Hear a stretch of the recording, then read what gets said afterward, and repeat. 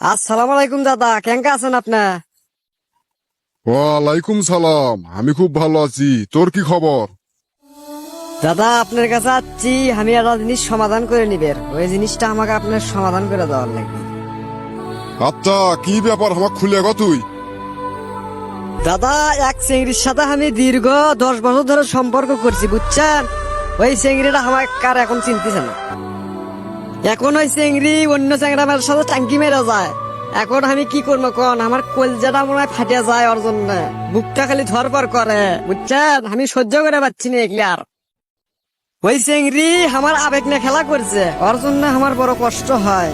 বুকটা ফাটে যায়, ধরফর করে খালি।